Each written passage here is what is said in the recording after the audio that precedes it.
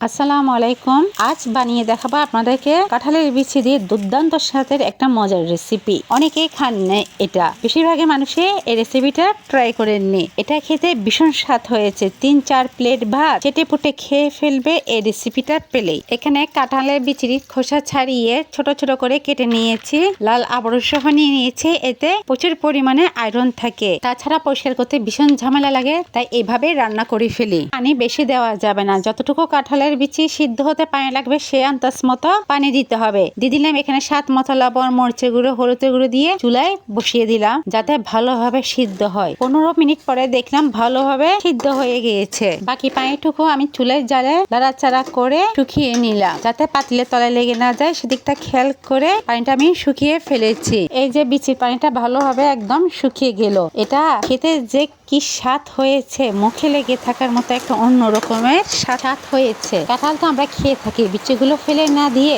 এভাবে খেয়ে দেখতে পারি, সেই লেভেলের মজা লাগবে খেতে। কাঁঠাল তো আমরা খেয়ে থাকি, বিচিগুলো ফেলে না দিয়ে এভাবে খেয়ে দেখতে পারি, সেই লেভেলের মজা লাগবে খেতে। পানিটা শুকিয়ে যাওয়ার পরে চুলার থেকে পাতিলটা নামিয়ে রাখলাম। এদিকে আমি পেঁয়াজ বেরেস্তা করে নিয়েছি আর শুকনো মরিচ ভেজে নিয়েছি। বিচির মধ্যে পেঁয়াজ বেরেস্তা দিয়ে দিলাম, শুকনো মরিচটা ভালোভাবে ক্রাশ করে এর মধ্যে দিয়ে দিলাম। তারপরে খন্তির সাহায্যে ভালো করে এটা আমি মিশিয়ে নিলাম গরম গরম অবস্থায়। এখানে আমি কোনো কাঁচা মরিচ দিইনি, অনেকগুলো শুকনো মরিচ দিয়ে দিয়েছি। যে যেমনটা ঝাল পছন্দ করেন ততটুকুই ঝাল দিয়ে দিবেন। এটা একটু ঝাল ঝাল হলে খেতে খুব ভালো লাগবে। কাঁঠালের বিচি সিদ্ধ হওয়ার সময় আমি অনেকটা পেঁয়াজ এবং রসুন কুচি দিয়েছি, আপনারা তা খেয়াল করেছেন। আর তখন যদি দিতে না পারেন কিংবা ভুলে যান, পরে এখানে পেঁয়াজ এবং রসুন বেরেস্তা করে দিয়ে দিবে, তাতেও ভীষণ টেস্ট হবে খেতে। তো চলুন আর কাঁঠালের বিচি ফেলে না দিয়ে এই রেসিপিটা ঝটপট করে ফেলি।